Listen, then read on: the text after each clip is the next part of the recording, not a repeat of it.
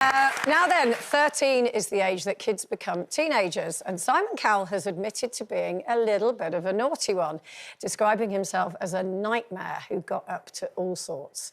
Now, Paris, your oldest, Venezuela, yes. She's just turned 13. Yep. Did she literally go to bed as a really cute 12-year-old and then wake up? Within a couple of months, yeah, that's literally what happened. Yeah, Venezuela is just gone 13, and we're just going through all this sort of teenage tantrums. They're all just starting.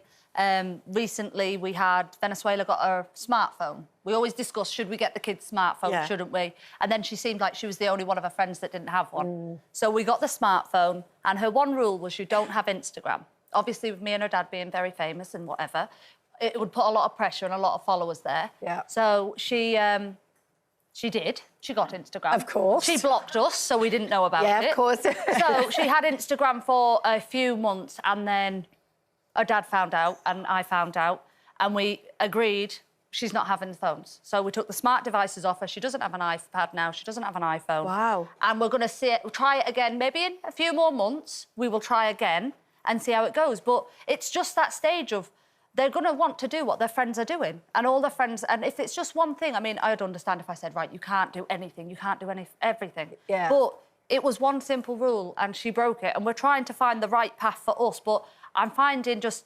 Even down to finding something she's interested in is hard work at the moment. She's a really good girl, really good. She helps me with the little kids. She's never cheeky. She's very polite to everybody.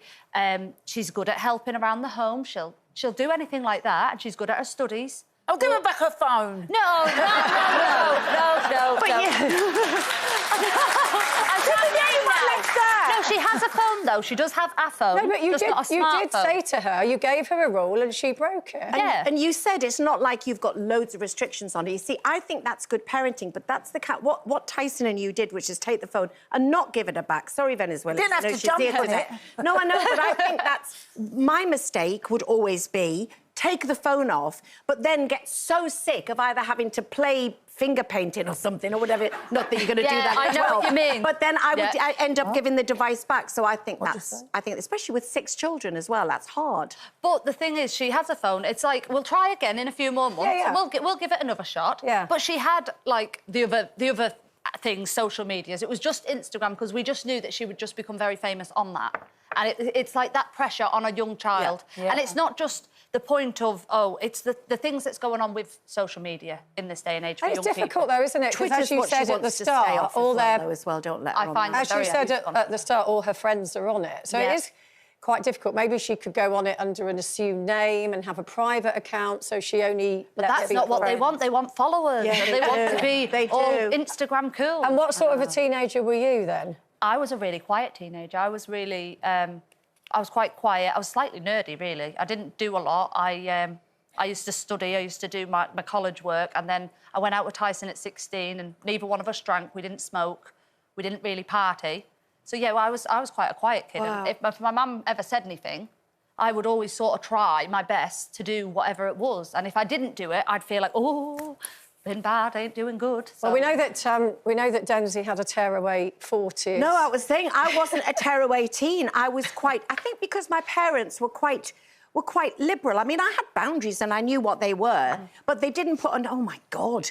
They didn't put unnecessary restrictions on me, so I didn't have a massive amount to rebel against. But, yeah, my tearaway teens came in my 30s and 40s when Matthew had to become like Safi from Ab Fab, you know, and tell me off for doing things. But I think it depends what tearaway is. Was I very good at school? No. Did I have to go and see the headmaster? Yes, I did. But that was... I kind of went to school for the boys, not really for the education. But with my kids... There's been times when they've really pushed it, but I've never had massive door slamming. I've never been told to F off or, you know. Yeah. And I know some people do go through that. I've been surprised with some of my friends who I never thought would allow it. Well, we do actually have behaviour. A tearaway teen among us, don't we, Linda Robson? Yeah. I was quite naughty, I have to admit. So probably when I was about... Well, the first time when I was at secondary school, probably when I was about 12 or 13, one of the teachers heard me swearing, so he took me in the toilet and washed my mouth out. Oh, what a surprise. Oh, my God. That was the first... That didn't work, did it, washing your mouth out? No, yeah. And then just as I got older, I was never at school. I was always bunking off. Or otherwise, I was working. I'd have a tutor to help me. So I was never really educated because I was never at school, really. I used to write my own letters, like make out with my mum and say, Linda ain't at school today because of so-and-so. And actually... we drove someone's car once that we didn't have a driving licence or anything. We were probably about 15, 16, and just drove it round the block and then brought the car back again. How we didn't kill ourselves or something, I don't know. But the worst thing I used to do was when my mum and dad was in bed, so our bedroom was on the ground floor, my mum and dad was on the second floor, and I'd climb out the window of a night. So they'd think I was in bed. They're up in bed asleep thinking she's safe in bed downstairs. I'd climb out and we'd go out with boys and whatever. And my mum used to have to drive round in a minicab in her nightdress to try and find me because I was never home when I was supposed to be home. Like, if she gave me a time to say home at 9 o'clock, I was never in at 9 o'clock. And that. So I was really little. But then karma happened because then Lauren, my oldest daughter, who's now 39, was a wild child. She really, really was. And she did all the things that I did. Like, she was out. But she's lovely now. Oh, she's gorgeous now, but she was never in when she was supposed to be in. She's absolutely lovely. And she's a really good mum. As you said, karma. Right.